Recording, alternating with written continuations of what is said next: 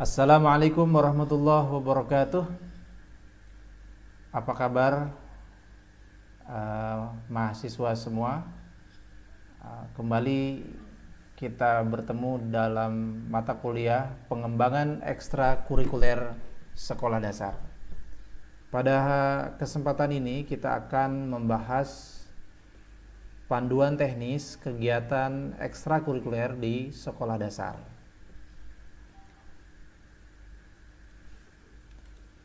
Adapun tujuan panduan pengembangan ekstrakurikuler di sekolah dasar setidaknya ada 4. Yang pertama, memberikan acuan operasional dalam mengembangkan program.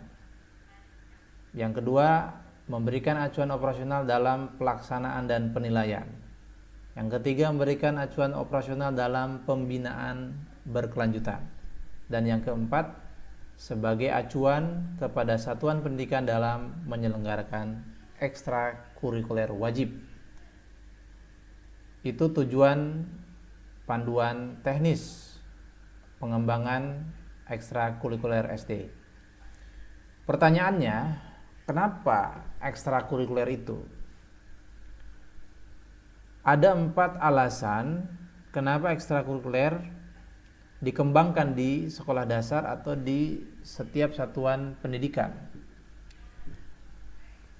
Ada 4. Pertama, amanat undang-undang. Kedua, pendidikan harus holistik. Yang ketiga, anak unik, potensinya berbeda, dan tuntutan ke masa depan.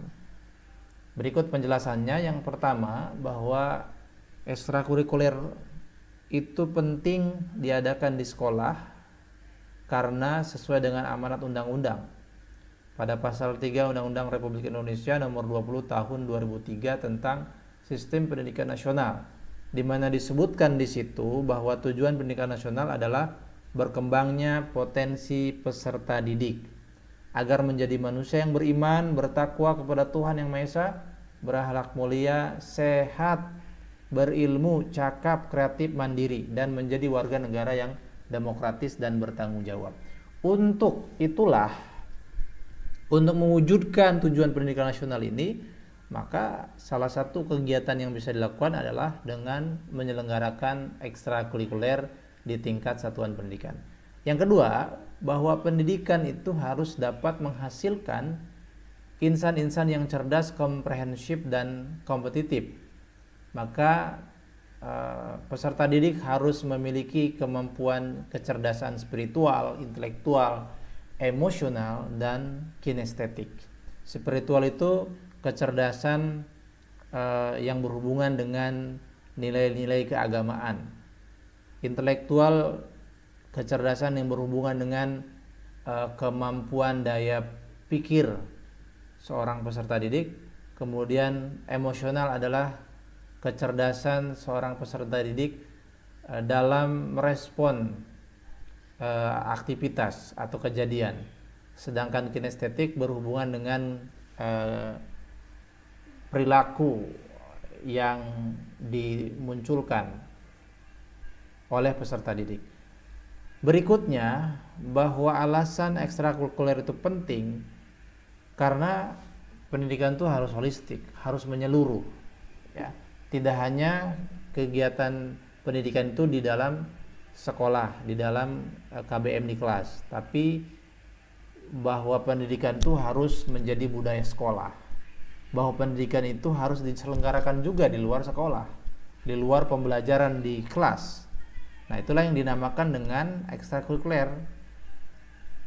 Lebih dari itu juga, bahwa pendidikan juga harus terus berlangsung, bahkan menjadi sebuah kebiasaan di dalam kehidupan peserta didik sehari-harinya.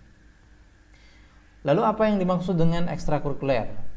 Ekstrakurikuler kalau dari bahasanya, dari kata-katanya diambil dari 2 kata, ekstra dan kurikuler. Ekstra artinya kegiatan luar. Kurikuler artinya kurikuler. Komponen-komponen pendidikan yang harus ada, yang harus dipelajari. Nah, ini ekstra berarti yang harus dipelajari di luar. Maka secara istilah ekstrakurikuler itu adalah kegiatan pendidikan di luar mata pelajaran dan bimbingan konseling untuk pengembangan peserta didik sesuai dengan kebutuhan, potensi, bakat, dan minatnya melalui kegiatan khusus yang diselenggarakan oleh pendidik dan atau tenaga kependidikan yang berkemampuan dan berkewenangan di sekolah. Ada 4 fungsi ekstrakurikuler. Pertama adalah untuk mengembangkan diri. Ya, mengembangkan diri. Dia punya potensi, punya minat, punya hobi, punya bakat. Nah, itu dikembangkan. Yang kedua, ekstrakurikuler adalah untuk supaya peserta didik memiliki jiwa sosial. Ya, bisa bergaul dengan masyarakat. Ya. Dan yang ketiga, bahwa ekstrakurikuler berfungsi sebagai pendidikan rekreatif. Jadi ekstrakurikuler ini harus menyenangkan, harus merefreshing diri gitu ya. Dan yang terakhir adalah menyiapkan peserta didik untuk karir mereka di masa yang akan datang.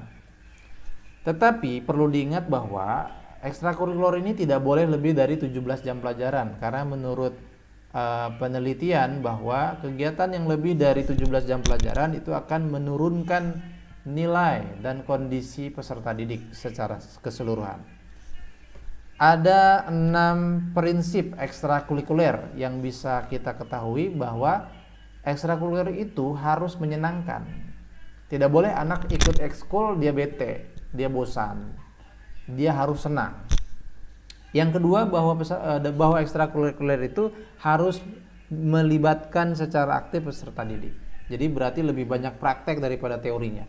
Yang ketiga, bahwa ekstrakurikuler ini merupakan pilihan kesukaan seseorang peserta didik kepada bidang-bidang tertentu. Yang keempat, bahwa ekstrakurikuler itu ya meningkatkan etos kerja agar lebih baik, lebih meningkat. Yang kelima, bahwa ekstrakurikuler memiliki prinsip harus bermanfaat untuk masyarakat. Yang terakhir, bahwa ekstrakurikuler itu bersifat individu. Ya, dia butuh untuk kehidupan dia di masa yang akan datang. Nah, ini format kegiatan ekstrakurikuler, ada yang bersifat bersama-sama, gabungan ya. Klasikal itu berarti pelatih dengan peserta didik. Kemudian kelompok itu berarti di kelompok-kelompokan, dan yang keempat adalah bersifat individu, masing-masing individu. Ini bidang-bidang ekstrakurikuler, ada seminar, lokakarya, pameran, bazar, krida, karya ilmiah, lomba prestasi, dan seterusnya. Yang kedua, bidang ekstrakurikuler yang kedua adalah olahraga, UKS, kerohanian, seni budaya, pramuka, minat khusus. Nah, pembimbing ekstrakurikuler itu sesuai kemampuan dan kewenangannya, diatur oleh pendidikan, oleh tenaga pendidikan, dan mereka adalah profesional. Penilaian kegiatan ekstrakurikuler itu dibagi atas 3 bagian. Pertama, waktunya. Penilaian ini dilakukan selama 1 semester. Kemudian yang kedua, ekstrakurikuler itu bentuk penilaiannya ada 2, kualitatif disertai deskripsi. Ya, misal seseorang mengikuti kegiatan kesenian, peserta didik sudah mampu memainkan gitar, gitu ya. Kemudian bentuk laporannya. Nah, laporannya ini dilaporkan kepada kepala sekolah dan pemangku kepentingan.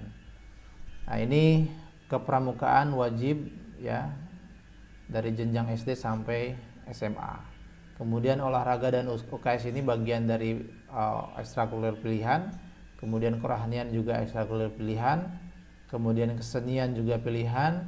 Minat khusus ya, ini orang-orang yang punya kemampuan lebih dari peserta didik lainnya, dia harus diberikan biasanya memilih ekskul yang minat khusus. Nah, kunci keberhasilan ekstrakurikuler ada 3, komitmen, kemudian menjalin kerjasama, dan konsisten, dilakukan secara terus-menerus. Itulah yang bisa kita bahas pada pertemuan hari ini. Bila ada yang ditanyakan atau ada yang kurang jelas, bisa kalian tanyakan melalui media WA atau WhatsApp, atau melalui website pjjumt.ac.id. Nah, itu saja yang bisa saya sampaikan. Terima kasih atas segala perhatiannya. Jaga terus kesehatan kalian ya. Mudah-mudahan kalian diberikan kesehatan, diberikan rezeki yang luas sehingga pembelajaran kita bisa berjalan dengan lancar. Assalamualaikum warahmatullahi wabarakatuh.